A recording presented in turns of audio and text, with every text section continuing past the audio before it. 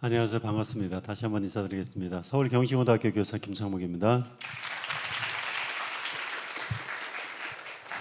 여기저기 많이 둘러봤어요? 상담도 하고요. 이게 고민이죠. 어디로 갈지. 근데 여기서 우리 친구들이나 우리 학부모님들께서 먼저 생각해 두셔야 될 거. 내 성적이 끝났다 생각하고 기말고사 끝났잖아요. 이제 성적까지 다 나왔으니까 이제 그 나온 성적을 가지고 어디 가면은 유리할까요를 찾습니다. 반은 맞고 반은 틀려요. 왜? 우리 성적은 아직 안 끝났습니다. 대학을 가는 그 서류의 기본이 내신 등급만이 아닙니다. 전국적으로 보면은 내신 등급만으로 학생을 선발하는 교과 전형 다수입니다. 거의 50% 이상, 60% 가까이가 수능 최저 없어요. 그냥 내신 등급만 가지고 뽑아요. 근데 여기 모이신 분들은 뭐 대학을 차별화하는 건 아니지만은 여기 대구 경북 지역에 있는 뭐 경일대, 대구 한의대 이런 데 목표로 하는 거 아니죠. 서울 상위권이죠. 서울에 있는 대학들 중에서 15개 대학 중에서 수능 최저가 없는 교과 전형은 연세대. 근데 여기는요, 그 면접이 그 재시문 면접이 조금 세요. 그 다음에 동국대, 건국대 이런 대학 빼놓고는 수능 최저 없는 대학이 거의 없어요. 그러니까 수도권 전체로 따지면은 68%가 수능 최저 기준이 있어요. 근데 여러분들의 수능은 만족스럽습니까? 여러분들 그냥 무슨 그 동화 속에 나오는 꿀항아리 꿀단지처럼 꼭꼭 싸매고 요거 가져갈 겁니다. 그래요? 아니, 좀 올라갈 여지가 좀 있지. 올라가야 되는 아쉬운 부분이 있다라고 한다면은 다르죠. 덥죠. 물 한 병 가지고 얘기해 볼까요? 물 한 병 이거 보통 얼마예요? 500ml? 편의점 가면 1,000원 정도 되는데 어디 가면 좀 싸요. 근데 여기 가면 얼마 하면 살까요? 목숨을 내놓고 살 수는 없지만은 가진 거 탈탈 털 수도 있어요. 즉 물이라고 하는 게 가는 곳에 따라서, 즉 파는 곳에 따라서 물의 가치가 돈으로 가치가 좀 달라져요. 그런데 장소에 따른 가치 말고 물이 지니는 절대 가격도 다른 게 있어요. 이게 소매점 저도 한번 사봤습니다만 3-4천 원 되는 것 좀 비싸요. 프랑스 수입품이라고. 그러니까 그때 저는 뭐 이거를 먹겠다는 게 아니라 이거밖에 없는 데가 또 있어요. 놀이 그 뭐 동산 이런 데 가면은 그 네이버 뒤져보니까 최저가 1,000원. 그런데 또 뒤져봤어요. 비싼 물이 있더라고요. 15,000원. 누가 먹냐고요? 먹는 사람이 있으니까 팔리겠죠. 더 비싼 물도 있더라고요. 최고가는 아닙니다. 이게 6번째래요. 팔 때 비싼 물 해갖고 뒤져봤더니 여기서 생각해 볼 수 있는 게 뭘까요? 물이라고 하는 게 장소에 따라서 가치가 다를 수도 있지만은 물이 지니는 절대 가치다. 사실 뭐 절대 가치가 뭐기에 뭐 그냥 물은 물이겠죠. 근데 어쨌든 사람들이 이렇게 비싼 돈을 주고 사 먹는 거는 그게 좋겠지. 물이 좋겠지. 뭔가 건강에 낫겠지. 뭐 이렇게 물의 가치에 대해서 평가를 합니다.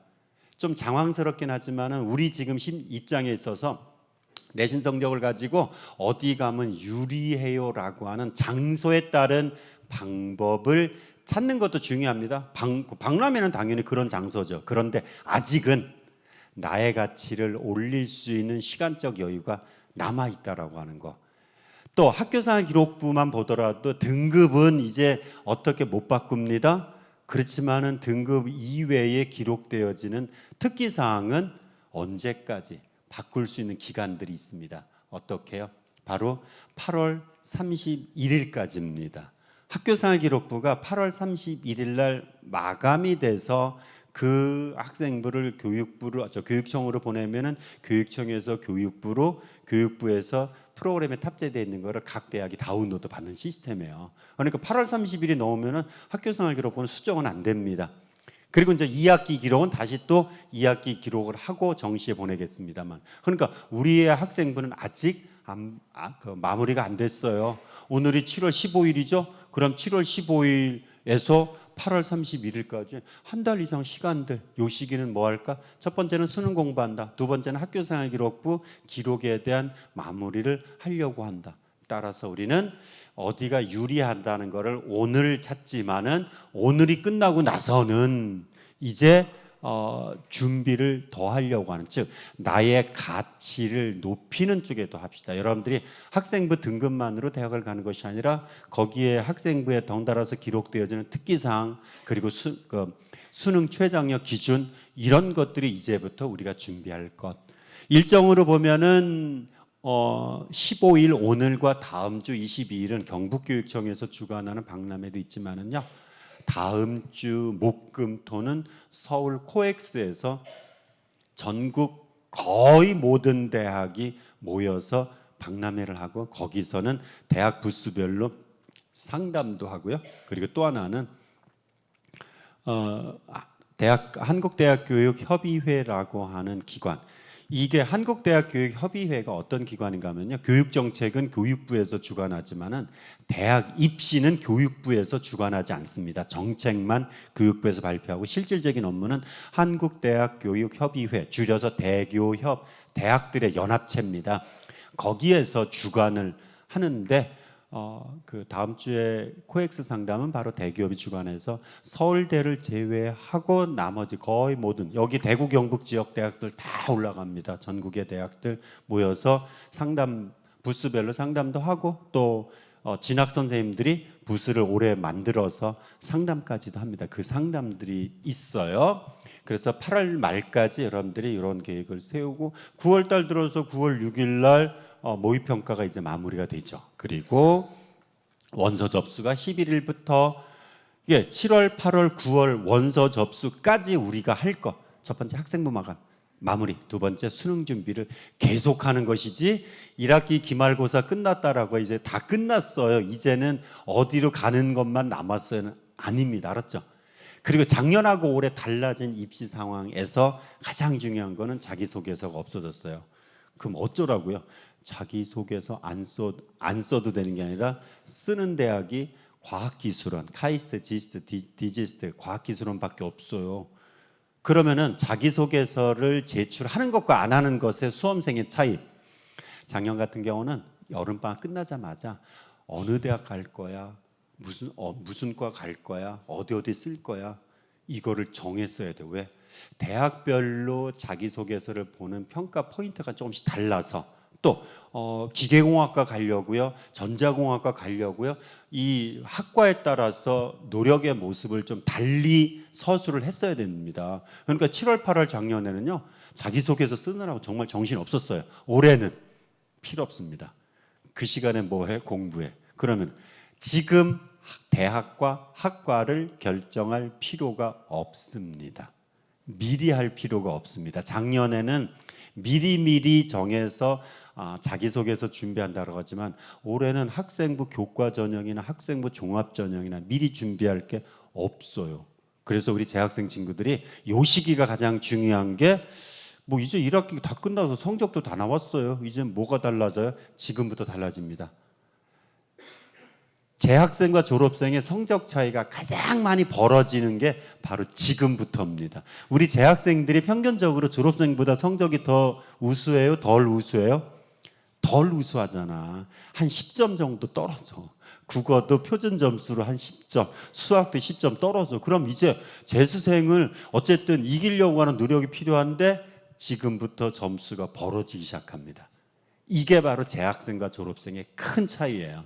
재학생은 기말고사 끝나자마자 그 성적 가지고 어디 갈지를 찾는 시간에, 졸업생들은 그 시간에 공부를 하고 있다는 거, 벌어지는. 그래서 3월, 4월, 5월, 6월, 7월까지 열심히 공부한 수능 역량이, 어떤 친구들은요 9월 수시원서 접수 때가 되면은 3월달 성적으로 리셋이 됩니다. 선생님이 여러 가지 자료를 분석해봤더니 재학생들이 가장 경계해야 되는 시기, 이렇게 보시죠. 10월달 들어가면 10월, 11월, 12월은 그냥 대학별고사, 수능시험, 수능시험이 11월 16일이죠.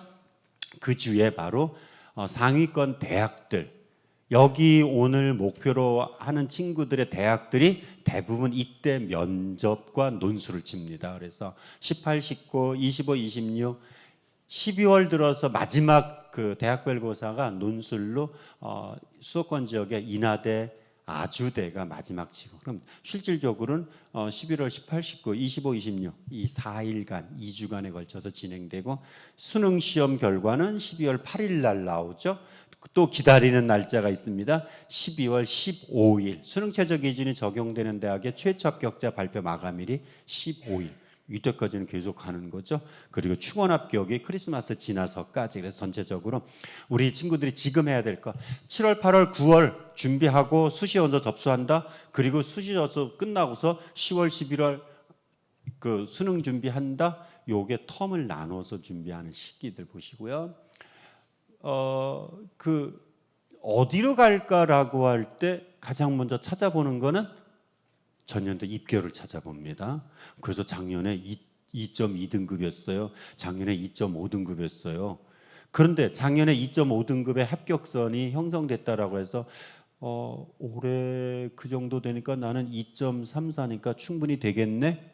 라고 생각해도 될까요? 내지는 작년에 2.5등급이었는데 나는 2.67등급이니까 올해 거기 안 되겠네? 이렇게 생각해도 될까요? 아닙니다.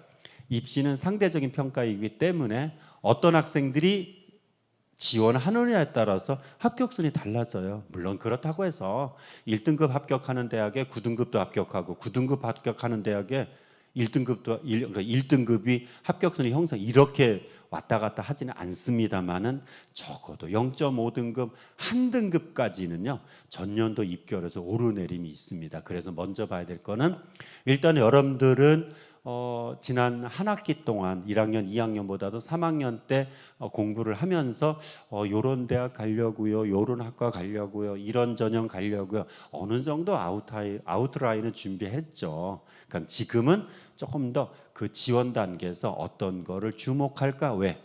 변수에 따라서 입결이 달라지기 때문에 올해 달라지는 게 뭐가 달라져요를 먼저 이해해야 됩니다. 가장 크게 달라지는 건 역시 변수는 수능이 역할을 하겠죠.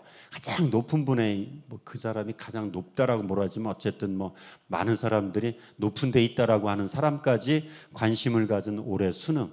사실 그런 사람들은 수능은 관심 안 가져주는 게 더 좋은데, 그렇죠?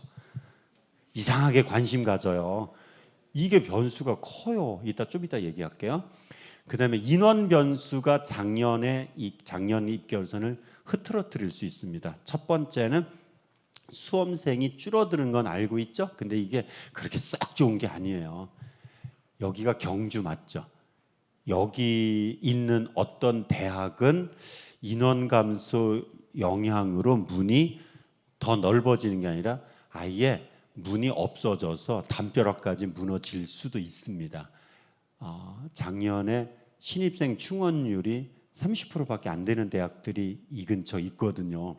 그러면은 원서만 내면 합격하는 대학들이지 왜 10명 모집하는데 시험 거쳐 수시 정시 다 합쳐서 뽑았는데 10명을 못 뽑고 3명만 뽑은 꼴이라니까. 충원율이 30%밖에 안 됐는. 근데 그런 대학이 목표가 아니면은 여기 이 자리에서 모인 친구들 같은 경우 당연히 서울의 상위권 대학이라고 한다면 다 선호도가 높아져서 인원 감소는 경쟁률의 하락은 지역 소재 중하위권 대학이고 서울의 상위권 대학은 수시에서는 그렇게 영향력을 발휘하지는 못할 것 같아요. 대신 수능 등급이 조금 떨어질 수도 있습니다. 우리가 왜? 작년에 43만 명인데 올해 40만 명이 시험을 쳐요라고 한다면 지금 통계상으로는 재학생은 한 4만 명 줍니다. 그런데 졸업생들이 얼마나 들어올지 몰라서 총 인원은 어떻게 될지 모르겠습니다만은 아마도 40만 명대 초반 정도 될 것 같아요. 그러면은 43만 명에서 1등급 숫자와 40만 명에서 1등급 숫자는 다르죠. 한 7% 정도 줄어든다면은 1등급이 한 1,000명에서 1,500명. 2등급이 한 2,000명, 3등급이 3,000명 좀 줄어들 것 같아요. 그러니까 어쨌든 인원 변수가 그렇게 썩 유쾌한 건 아니고 수능 공부 더 해야 되겠네. 게다가 재수생은 좀 늘 것 같으네. 변수가 생겨요. 근데 자연계는 조금 다른 게 자연계는 서울 지역 인천 경기 지역에 한 800명을 인원을 늘렸습니다. 정원은 법으로 정해져 있어서 해마다 이렇게 뭐 줄였다 늘렸다를 못 하는데 올해 특별법으로 그냥 정원 외로 추가로 800명. 근데 이거 자연계 쪽입니다. 그리고 경북대와 부산대를 포함해서 지역소재대학에 1000명을 늘려서 그러니까 1800명 늘어났죠.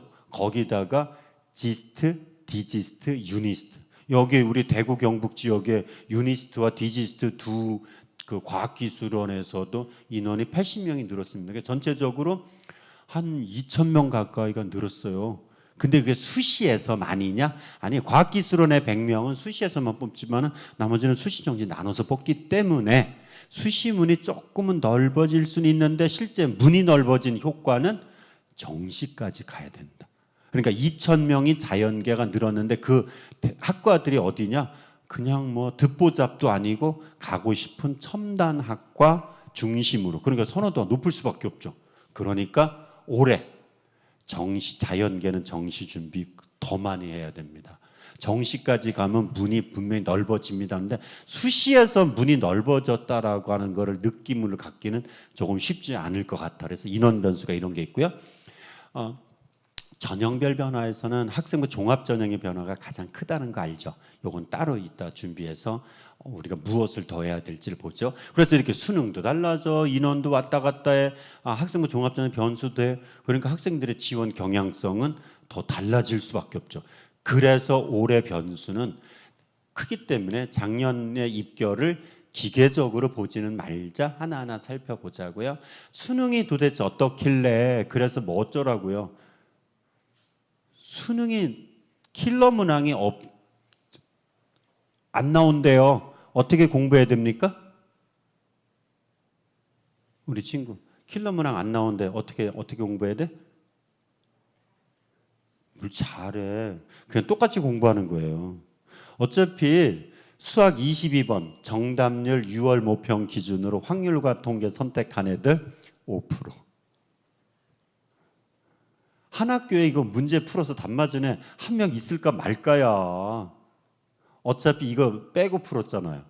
빼고 풀었던 문제가 난도가 낮아진대요 라고 하면은 그 문제를 풀었던 애들 내지는 거의 풀 수 있었던 애들한테는 쾌재를 부를 수 있는 상황이지만은 그거 어차피 빼고 풀었던 친구들은 상관없어.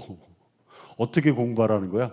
똑같이 공부하는 겁니다. 그래서 혹시라도 이렇게 킬러 문항이 안 나온다고 해서 올해 수능 쉬워지는 거예요? 절대 아니란 얘기입니다. 그래서 우리 친구들은 근데 22번, 30번 빼고도 1등급 받아요. 그러니까 1등급 받던 친구들조차도 만점 목표가 아닌 친구들이라고 한다면은 쉬워진다라고 생각해서는 안 되고 오히려 킬러 문항을 빼되 적정 난이도를 갖추겠다라고 한다면은 3등급, 4등급 되는 친구들은 누가 수능이 쉽다라고 했어. 난 더 어렵게 느껴지는데 즉 이 변별력을 갖추기 위해서는 최상위권의 문제를 낮추면서 변별력을 갖추려면 중위권 난도 문제가 올라가는 거죠. 그러니까 결코 수능 쉽지 않다가 우리 재학생들의 기본 특히 일반계 고등학교 친구들은 일부 언론에서는요.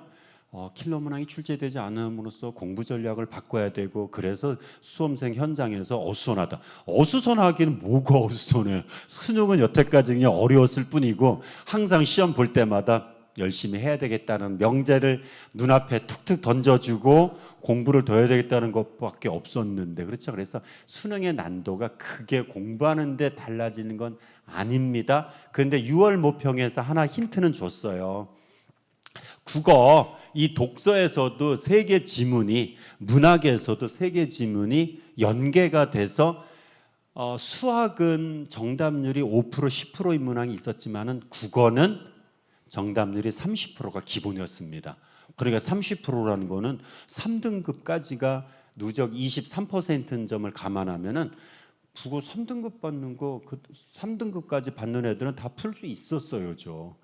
근데 이게 직접 연계는 아니어도 문학이야 작품의 연계가 됐다라고 하지만은 독서 비문학은 비연계 지문은 비연계였는데도 거기서 배운 걸 가지고 충분히 풀 수 있었다. 그러니까 결국 우리가 할 거는 이제 킬러 문항을 없애고 안 없애고가 아니라 EBS 지문의 연계, 체감 연계를 높이겠다. 그러니까 수능 특강, 수능 완성 공부는 더 해야 되는 이유는 그러죠. 그래서 킬러 문항이 배제되면은 최상위권의 만점자 구간이 좀 늘어날 거. 그래서 최상위권에서는 실수 줄이는 이런 공부 방식이 또 필요하긴 하지만은 대체적으로는 하던 대로 공부를 하되 독서보다 문학에서의 난도가 높아질 가능성이 있다. 왜? 비문학의 소재를 평범하게 만든다면은 난도가 낮을 수밖에 없어요. 근데 전체적으로 변별력을 키우려고 한다면은 선택 과목보다 문학에서의 이 선택지, 선지의 난도를 높일 가능성이 높기 때문에 좀 더 관심 갖고 공부하는 거. 다른 거 없어요. 우리가 지금처럼 공부하던 방식으로 하는 거에다가 EBS 체감 연계율이 높아질 것, 여기에 주목한 이 부분은 더 강조하고 싶습니다. 탐구. 재학생과 졸업생들 간의 점수 차이가 가장 벌어지는 게 수학이 아니라 탐구예요. 국어 수학이 평균 한 10점 차이가 나는데 탐구는 그보다 12점 정도 더 벌어지는 걸로 추정이 되더라고요. 왜 그럴까요? 우리 구조적으로 우리 재학생들은 탐구 3학년 때 공부하는 게 여건이 안 좋잖아요. 자연계 따지면 2학년 때 다 끝낸 과목을 3학년 때 2과목 공부하면서 2트랙으로 공부한 내신과 수능을 별개로 해야 되는, 또 인문도 3학년 때 배우는 2과목 가지고 공부하면은, 그러니까 3학년 때 그 내신 과목으로 수능을 공부하면은 뭐가 문제? 3월 학평, 5월 학평은 진도도 안 나간 상태에서 시험이고 6월 모평도 진도 안 끝난 상태에서 시험이야. 그러니까 제대로 준비가 안 돼. 그래서 항상 어떤 얘기에 아직 진도가 안 끝나서 나는 그 사탐이 완성되지 않았어 라는 얘기. 또 2학년 때 배운 사탐으로 준비하는 친구는 2학년 때 배운 거는 2학년 때 배운 거고 3학년 때 내신 대비 과목 또 해야 되니까 이게 이중이야. 그래서 인문이든 자연이든 탐구는 구조적으로 어려워. 재수생들은 서술일 수행 평가를 하기를 해. 중간고사 준비를 기말고사를 2월 달부터 계속 공부하는. 그러니까 벌어질 수밖에 없어요. 이게 통합형 수능이 되고 나서 이런 차이가 더 심해졌고, 또 사탐의 난도가 올라가면서 작년의 기준으로 보니까 국어 수학은 100분위 점수로 9점, 8점에서 9점 정도 재수생이 높았는데요. 탐구는 10.5점이 더 높았습니다. 그래서 우리 재학생들이 탐구에 대한 준비를 더 해야 되는 이유는 첫 번째, 재수생과 차이가 벌어진다. 두 번째, 국어와 수학의 난도가 오락가락해서 변별력이 덜 생긴다면은 탐구의 점수가 더 중요해질 수도 있겠죠. 이걸 한번 볼까요? 이게 6월 모평 원점수, 표준점수 100분위 등급을 매칭시켜 놓은 표입니다. 국어 쉬웠잖아요. 국어 쉽다라기보단 평이했었습니다. 그래서 국어 표준점수 만점이 136점이고 하나 틀렸을 때 2점짜리 틀려서 134, 3점짜리 하나 틀려 133, 2점짜리 2개 틀려 4점짜리는 없으니까 2점짜리 2개 틀려 132, 93점까지가 1등급이었는데 이 6개 구간에 전체 수험생 중에서 15,000명이 있어요. 그러니까 15,000명은 5개 구간으로 쪼개져 있어요. 그러면은 6개 구간이네요. 6개 구간이면은 한 구간당 표준 점수 하나당 몇 명씩 있어요.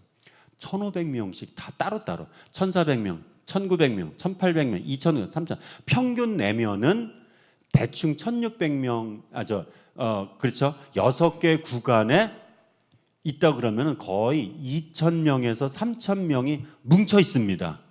이해되시죠? 표준 점수 한 구간에 2,000~3,000명이 뭉쳐 있어요. 그런데 서울대, 연대, 고대 합쳐서 정원이 11,000명입니다.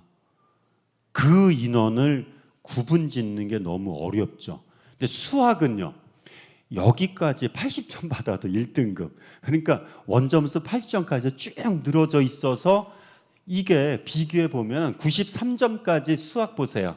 국어 93점, 원점수 93점까지 15,000명이 있는데 수학은 2,100명밖에 없어요. 그러니까 시험이 쉬워지면 어떤 현상이요? 뭉쳐져요. 시험이 어려워지면 벌어져요. 그러면은 만약에 국어 수학이 최상위권에서 이렇게 뭉쳐 있다라고 한다면은 시험이 어려우면은 1등급 구간 개수가 확 늘어납니다. 시험이 쉬워지면 1등급 개수가 줄어듭니다. 그러면은 1등급 개수가 줄어든다는 거는 국어 수학 가지고 변별력이 안 되면은 변별이 안 되면 뭐가 변별력을 갖겠어요? 탐구가 갖는 거예요. 그래서 올해는 우리 재학생들이 재수생한테 밀리는 거 탐구다. 그래서 열심히 해야 된다. 두 번째, 국어 수학의 변별력이 떨어지면 탐구에서 변별이 생길 것 같다. 그래서 탐구하자. 그렇죠? 이제부터는 정말 마음 잡고 합시다. 뭐 탐구 언제까지 미룰 거 아니죠? 국어 수학 다 끝내고 탐구하다가는 재수해야 됩니다. 수능까지 가서도 국어 수학 어차피 다 못 끝내요. 안 그래요? 다 끝냈어요 벌써? 여기 경북 지역은 다 끝냈나요? 우리 여학생들 수학 공부 더 해야 됩니다. 이게 작년에 지난 2년 동안 수학 1등급 여학생 비율 25%. 그러면 여학생이 전체 수험생의 25%밖에 안 되냐고요? 그래요? 지구상의 절반은 남자, 지구상의 절반은 여자야. 수험생도 마찬가지야. 지금 수험생, 남학생 52%, 여학생 48%. 해마다 바뀌는 거는 소수점 둘째 자리에서 바뀌지 지금 48대 52가 4년째 똑같아요. 근데 절반인데 왜 1등급이 25%밖에 안 나와? 여학생들이 수학이 좀 힘들어하는 것 같아요. 근데 이게 통합형 수능 때문이냐? 그래서 2019년부터 뒤져봤어요. 그랬더니 2019, 2020, 2020 수가나로 형성됐을 때 가는 똑같았어요. 지금처럼. 나형에서는 여학생들이 남학생과 대등하게 점수를 받았습니다. 근데 통합형 수능이니까 뭉쳤죠. 이 통합형 수능이 되고 나서 수학 나형 치는 아이들이 거의 가형 밑으로 내려간 꼴이 됩니다. 그래서 우리 여학생 친구들 수학 등급 받기 쉽지 않아. 그러면은 수학 빼고 가려고요? 안 됩니다. 그럴 필요도 없어요. 왜냐고요? 서울의 정시에서 서울에 있는 이화여대 여학생들끼리 갈 수 있는 대학들 중에서는 그래도 선호도가 높은 대학이죠. 대략 한 2등급 정도에서 합격선이 나옵니다. 근데 국어 수학, 국어 영어는 2등급 정도 합격선인데 수학은 합격자들만 골라봤더니 3등급, 4등급이 전체 70%예요. 그러니까 나만 못하는 게 아니다라고 생각해야 돼요. 나만 못하는 게 아니라 우리 여학생들 전체적으로 수학 조금 힘들어요. 근데 이제 정시까지 갔을 때는 여학생들끼리 모이는 대학에 가서는 괜찮아요라는 거. 그래서 수학을 포기하는 것이 아니라 좀 더 힘내자. 그런데 하는 데까지 하다가 안 되면 분명히 우리끼리 갈 수 있는 대학들에서는 여유가 좀 있다. 이런 것들이 여학생들이 유독 봐야 될 부분들입니다. 이게 왜 또 나오죠? 똑같은 게 나옵니다. 예. 전형 방법 변화에서는 학생부 교과 전형에서는 요 수능 최저 기준이 상위권 대학 중심으로 인문 쪽이 다소 완화됐는데 그 완화 효과가 그렇게 많이 크지는 않을 것 같아요. 이제 하나씩 봅시다. 그다음에 요 추천 인원이 지역균형 전형의 추천 인원이 확대된 부분이 있는데 그것도 이따 한번 보고요. 가장 전형 변화에 주목할 부분은 바로 학생부 종합 전형이 그 평가 방식이 바뀐다면서요. 근데 그거를 우리가 지금 준비할 부분들이 있습니다. 학생부 종합 전형부터 보면요. 학생부 종합 전형 이런 것들이 빠진대요. 빠지는 게 어떤 결과를 가져오겠느냐. 또 대학이 학업 역량, 전공 적합성, 인성 이런 거를 평가하다가 학업 역량, 진로 역량, 공동체 역량으로 평가한다는데 뭐가 달라져요? 달라지는 부분들이 있습니다.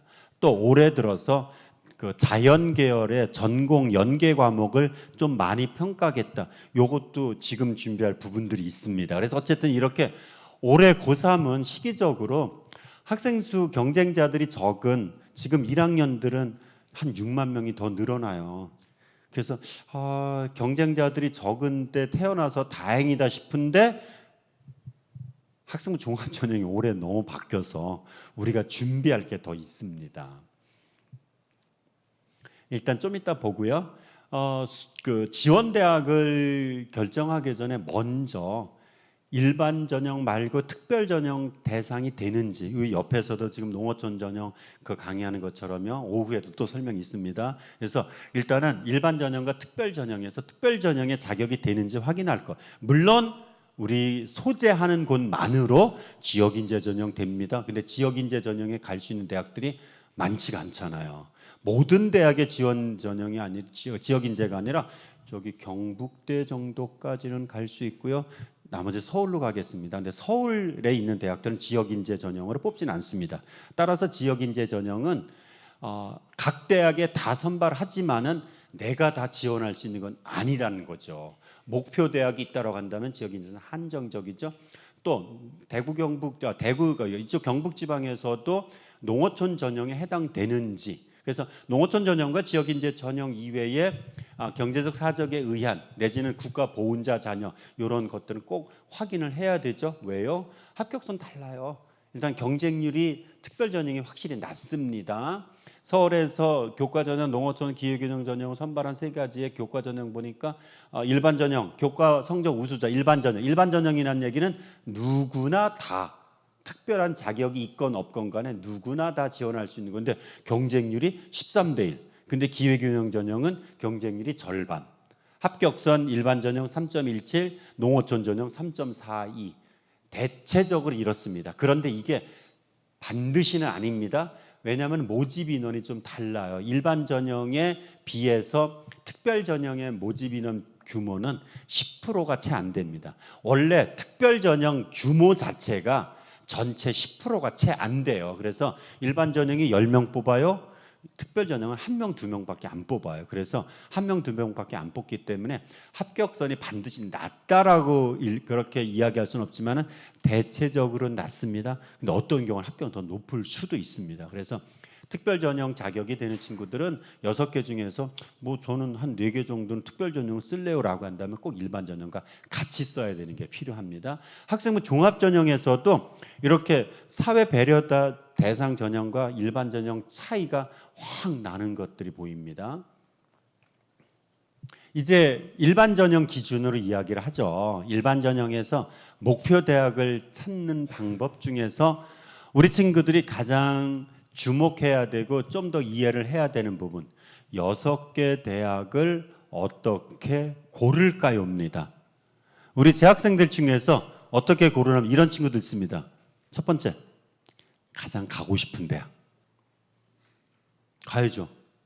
두 번째, 꼭 가고 싶은 대학 가야죠. 정말 가고 싶은 대학 가야죠. 정말 좋은 대학 가야죠. 전부 다 이렇게 골라요. 가고 싶은 대학, 꼭 가야 되는 대학, 좋은 대학. 6개 기회가 적어요, 많아요? 부족하죠. 그런데 6개로 한정돼 있죠. 그래서 6개의 지원 전략은 모두 다 가고 싶은 대학만으로 쓰는 거는 무리가 있습니다. 물론 이런 경우 있어요. 저는 고등학교 입학할 때부터 시작해서 지금까지 우리나라 대학은 하늘에만 있는 줄 알았습니다. 하늘에 있는 대학 가려고 목표를 세워서 공부했어요. 그럼 가요.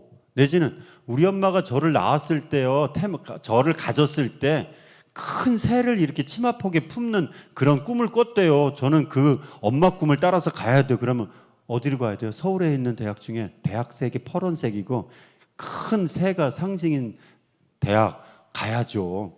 내지는 저는 아버지를 엄청 좋아하고 아버지를 꼭 닮고 싶고 아버지가 나온 대학에 가서 아버지의 후배가 되고 싶습니다. 가야죠.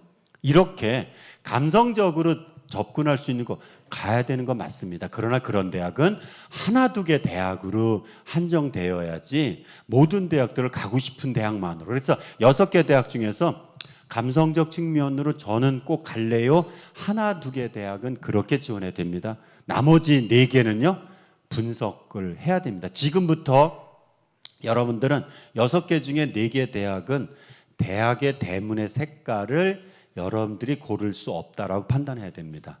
예를 들어서 건대, 경희대, 야 경희대가 낫지 내지는 건대가 낫지, 그런 쪽으로 고르지 말고 건대나 경희대나 같아요.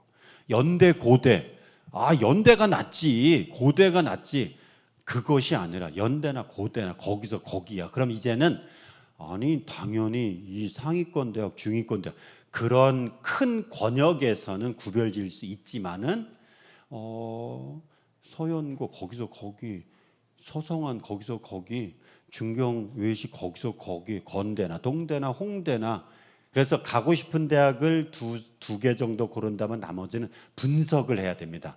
그리고 지원 가능권에서 1, 2, 3지망에서 그 6개 지원 중에서 요거는 안정권으로 잡아요. 요거는 해볼만 합니다.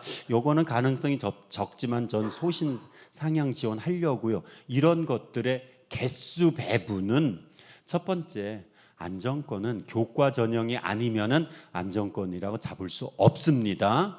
예를 들어 학생부 종합 전형도 정성평가, 정량평가 들어가는데 어디가 보니까 전년도 합격선이 있어요. 그래서 작년에 2.5등급 합격인데 제가 2.34 정도 되거든요. 이 정도면 되잖아요. 안 됩니다. 또 작년에 2.5인데요. 제가 2.67이니까 안 되는 거죠. 될 수도 있어요. 즉 학생부 종합 전형은 정성평가 부분이 들어가기 때문에, 그리고 또 올해 변수가 크기 때문에 안정권으로 잡기는 어려워요. 근데 교과 전형은 모집 인원이 정말 2배로 늘었다, 내지는 수능 최저 기준이 없어졌다, 이렇게 수능 최저 기준이나 모집 인원 변화가 대폭 변화가 없지 않는 한 합격선 변화가 크지 않습니다. 그래서 안정권이다라고, 나는 이 대학을 안정권으로 써요라고 할 때는 학생부 교과 전형을 활용하는 거고, 적정권은 여태까지 준비한 노력의 모습을 포함해서 학생부 종합 전형으로, 그리고 소신 상향 지원은 논술 전형이 아니고서는 상향 지원의 가능성은 없어요. 왜? 논술 전형은 정말 그날 문제 푸는 걸로 결과를 받는 거잖아. 그러니까 그날 달라지는 거, 제가 면접을 통해서 달라질 수 있으니까 저는 면접이 있는 학생부 종합 전형으로, 면접의 변수는 한 30%밖에 안 됩니다. 따라서 대학별 고사를 통해서 소신 상향 지원하는 건 가능하지만은 혹시 모르잖아요. 여기 구멍 펑크 날지요. 나랑 내 생각은 얘도 똑같이 해요. 저기 수능 최저 기준 없지? 만만하지? 우리 수험생들은 면접 싫어해요. 수능 최저 싫어해요. 다 똑같아요. 그래서 결국 내가 선호하는 대학 학과는 쟤도 선호하고 나도 싫어하는 데는 쟤도 싫어해, 똑같다는 거죠. 그래서 소신 안정 상향 지원은 전형을 골고루 섞어야 되는 거고, 그리고서 또 하나는 저는 정시가 됩니다, 안 됩니다, 이게 중요합니다. 즉 정시가 된다 그러면은 너무 낮췄을 필요는 없어요. 근데 되지도 않는데 이겁니다.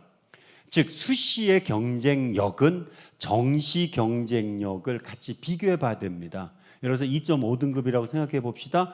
정시로 그 언저리 접근할 수 있어요라고 한다면은 소신껏 써도 됩니다. 근데 정시로 절대 그 대학 안 돼요라고 한다면은 불안하니까 낮췄을 수밖에 없어요. 그래서 이 수시에서의 역량이라고 하는 거는 정시 지원 가능권의 역량과 같이 맞물려야지 역량이 평가될 수 있는 겁니다. 첫 번째, 서울로 가기 위해서는 첫 번째, 정시로 그 대학을 갈 수 있느냐 없느냐를 먼저 확인하는 게 필요합니다.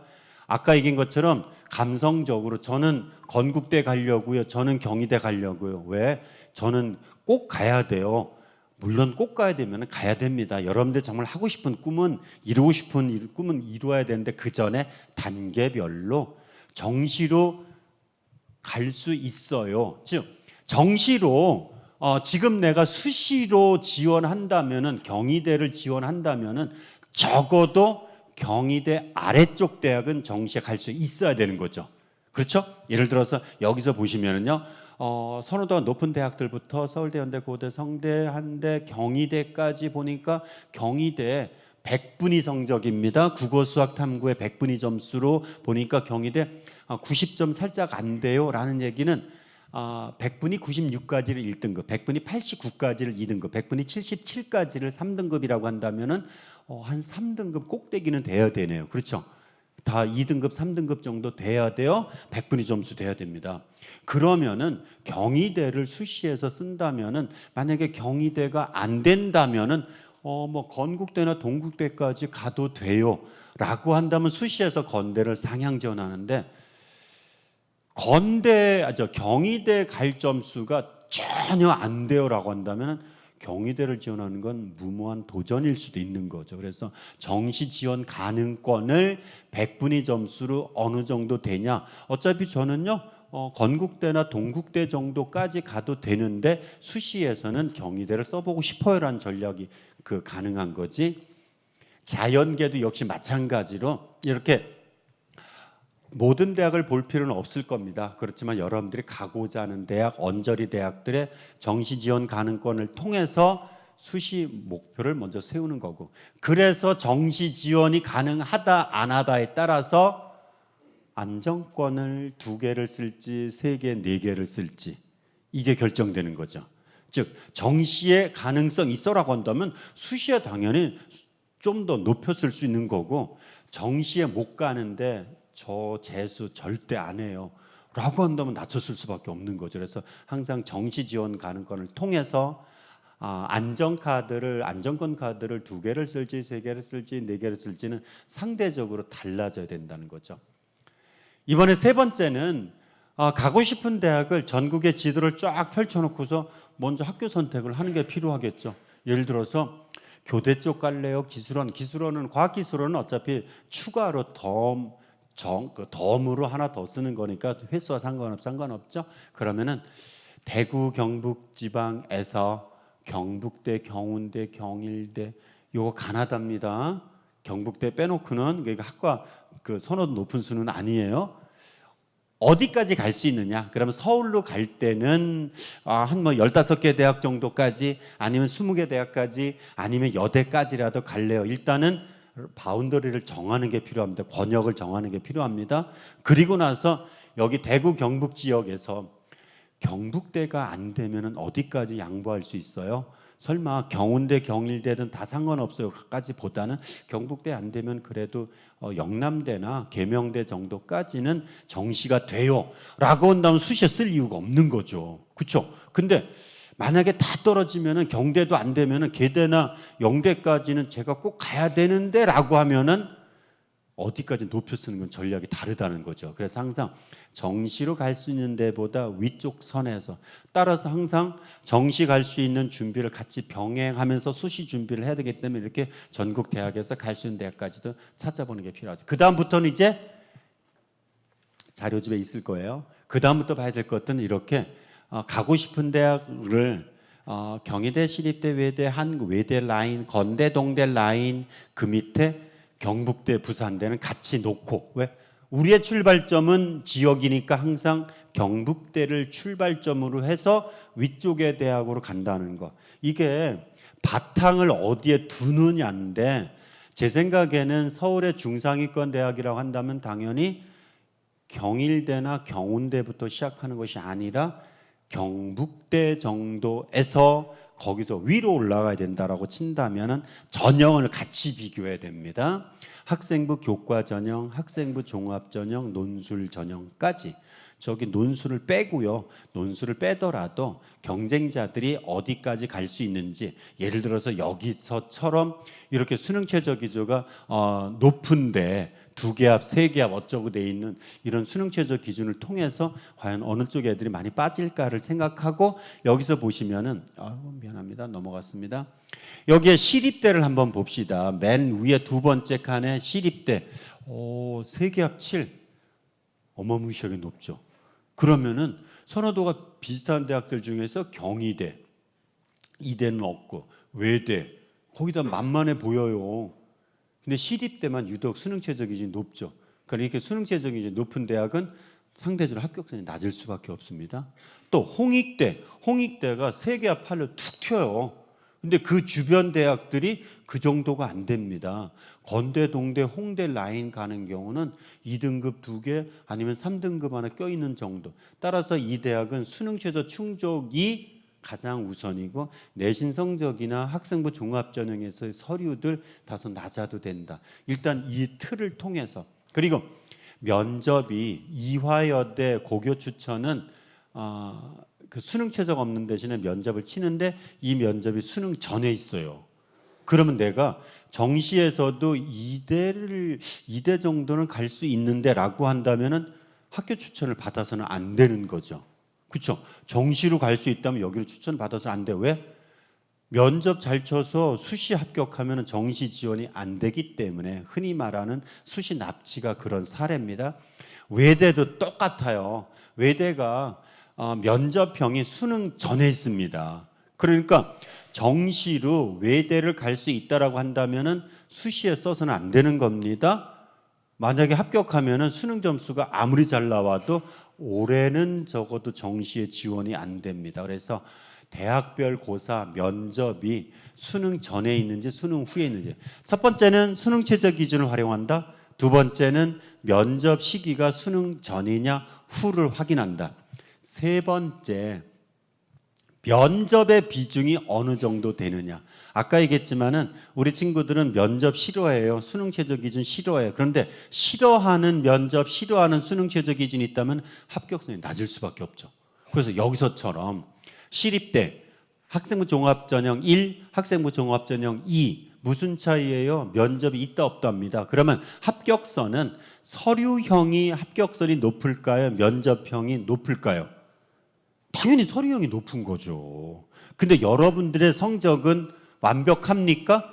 아니에요. 만약에 여기 시립대나 그 건대, 동대, 홍대 여기 그 고민하는데 내신 성적이 완벽하면은 위쪽 라인으로 올라가겠죠. 그러니까 여러분들은 여기를 쳐다보고 있다는 얘기는 완벽한 성적대는 아닙니다. 그렇다면은 깔끔하게 면접 없이 그냥 합격하고 싶어라고 하기보다 면접을 반드시. 근데 저는 말을 못 하는데요. 면접은 말을 하는 거를 테스트하는 게 아닙니다. 학생부 종합전형의 면접은 서류에서의 진정성을 통한 역량 확인입니다. 그래서 동아리 활동 뭐 했는데 너 그 동아리 왜 시작한 거지? 거기서 너 실험했는데 그 실험 과정 설명해 볼래? 실제 했는지 안 했는지. 그럼 너 그 실험 결과를 꼭 물리 쪽이 아니라 화학 쪽과 연결시켜서 뭔가 생각해 본 게 있니?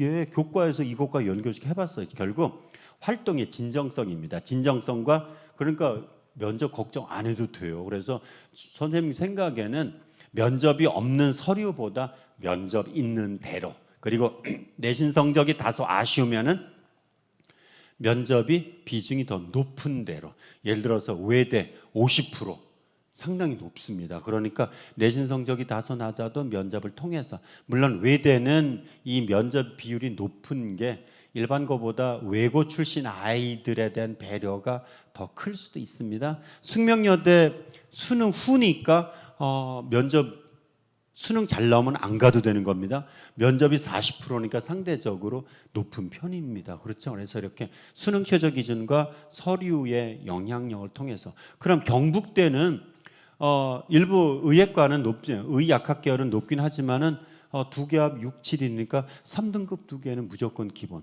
여기에 공통점이 뭡니까? 수능 최저 기준이 없는 대학도 있어요. 이화여대, 건국대, 동국대 이런 데는 교과 전형에 수능 최저 기준이 없어요. 그렇지만은 기본적으로 여기에 가기 위해서는 2등급 두 개 정도는 기본적으로 2등급 두 개 아니면은 3등급 두 개까지는 적어도 여기 그 경북대 학생부 종합전형 지원 가능한 요 정도까지의 수능 최저 기준은 준비해야 된다. 따라서 서울의 건대, 동대, 홍대 라인으로 지원하는 친구들은 반드시 2, 3등급 정도의 수능 등급은 갖고 있어야 되는 것부터 출발해야 되죠. 아래쪽 대학도 같이 비교하는 게 좋습니다. 즉 여기 건대, 동대, 홍대를 꼭 목표로 한다라고 하지만은 만약의 경우에 수시 6번의 카드 중에서 건대, 동대, 홍대 중심으로 쓰는데요, 하나를 안정권으로 쓴다면 그 아래쪽에서 어디를 찾아볼까요? 선호도가 낮은 대학이라고 반드시 안정권이라고 보긴 어렵습니다. 그럼 안정권은 어떤 대학이냐고요? 여기에 있는 숭실대 같은 경우. 왜? 선호도가 비슷한 대학에 비해서 수능 최저 기준이 높은 대학인데 나는 여기 수능 최저 통과 가능하다라고 볼 때 여기가 안정권으로 분류될 수 있는 겁니다. 즉 숭실대 라인은 숭실대, 국민대, 세종대 라인은 2개합 6, 7 정도 되는 데인데 숭실대만 유독 2개합 4, 5 그러니까 수능 최저 맞출 수 있으면은 여기가 안정권이 될 수 있는. 그래서 안정권이라고 하는 거는 선호도에 따른 차이가 아니라 학생들이 덜 몰릴 것 같은 데가 안정권이 되는 거고, 그건 일단은 상대적으로 2합 4, 5면은 어디로 가겠어? 2합 4, 5면은 앞으로 가서 당연히 숙대 라인이나 외대 라인으로 가잖아. 외대나 숙대하고 숭실대는 분명히 선호도 차이가 있는데 너무 높은 데일수록. 그래서 지금부터 할 것. 여러분들이 아까 기말고사 끝나고 내신 성적만으로 뭔가 계획을 세운다라고 하지만은 실제 여기서 보듯이 내신 성적과 더불어서 정말 중요한 게 뭐라고요? 수능 최저 기준의 활용을 통해서 지원 전략을 같이 병행해야 된다. 이제 내신은 과거 가치로 지나가고 있습니다. 수능은 이제 미래 가치입니다. 여러분들이 바꿀 수 있는 것들을 바꿔야 된다는 것들이 있죠. 광운대처럼 수능 최저 기준이 없는 데는 합격선이 높을 수밖에 없습니다. 혹시라도 건대, 동대, 홍대가 아니라 그 아래쪽 대학까지 고민해요라고 한다면은 여기 경기대 위쪽의 대학들은 학생부 교과 전형을 하나만 실시합니다. 그런데 여기 광운대 아래쪽 대학부터 경기대, 명지대, 서울의 모든 대학들이 대부분의 대학들이 이렇게 중위권 아래쪽 대학들은 교과 전형을 2개를 운영하는데 2개에 따라서 합격선이 0.5등급에서 1등급 정도 차이가 납니다. 뭐에 의해서? 수능 최저 기준 있다 없다. 대체적으로 추천 전형은 수능 최저 기준 없답니다. 근데 비추천 전형이 수능 최저 기준이 있는 데가 당연히 수능 최저 기준이 없다라고 한다면은 합격선이 다소 높을 수밖에 없어요. 근데 수능 최저가 있다 그러면은 수능은 되지만은 내신이 다소 안 되는 친구들이 쓸 가능성이 높기 때문에 낮아요. 그래서 꼭 그 대학이 목표라고 한다면은 전형을 골라야 됩니다. 그냥 교과 종합이 아니라 같은 교과 전형에서도 같은 종합 전형에서도 이렇게 달라지는 것들이 보입니다. 경북대 지원 가능권 아까 봐야 된다고 그랬죠. 아까는 서울 지원 가능권인데 마지막으로 경북대 어느 정도요? 뭐 3등급이면 다 가네요. 4등급 합격자도 있어요. 라고 할 때 서울 쪽의 대학에 집중하면서 다 안 되면은 경북대 갈래요라고 할 때는 경북대는 학과 선호도 차이가 정말 큽니다. 저기 왼쪽의 합격선 같은 경우는 100분이 82 정도에서 거의 3등급 중반대 정도는 되어야 돼. 평균 등급이 되어야 되는데 이쪽 학과 같은 경우는 아동학부, 불어교육, 노문, 고고인류 같은 경우는 4등급 중반대까지도 내려오죠. 근데 여러분들이 알아둬야 될 것 중에 하나가 대학에서는 우리가 닥치고 직진만 하는 것이 아니라 돌아가는 방법들도 있다. 대학들 가서 전과를 하거나 복수 전공하는 방법이 있다. 왜 이런 얘기를 할까요? 서울 쪽에 집중하되 그래도 경북대를 갈 거야. 그런데 나중에 경북대를 가려고 봤더니 학과가 마음에 안 들어. 그러면은 다 떨어지면 경북대 학과가 마음에 안 드는 학과로 가도 돼. 왜? 2학년 때 전과하면 되는 것도 있다 얘기를 할게요. 이것도 마찬가지고요. 이제 전년도 이렇게 올해 변수에 대해서 봤다면, 그리고 대학의 그 목표를 6개를 어떻게 정하는 거를 봤다면은 전년도 입결을 통해서 출발점에서 찾아본다라고 할 때 입결을 좀 조심스럽게 봐야 됩니다. 서울시립대 선호도 비교적 높아요. 이 중에서 건축학부 사례를 봅시다. 학생부 종합전형 1입니다. 학생부 종합전형 1은 면접이 있어요. 근데 50% 합격선과 70% 합격선을 봅시다. 50%는 10명 선발했는데 한 5등 되는 애들, 그 70%는 한 7등, 8등 되는 애들, 이렇게 되는 겁니다. 여기 건축학부 50%는 2.5등급인데 70%는 4.5등급이네. 나는 3등급이야. 될까 안 될까? 그렇게 판단하면 안 됩니다. 그래서 50%와 70%의 차이를 봐야 되는데 이거 이상하죠.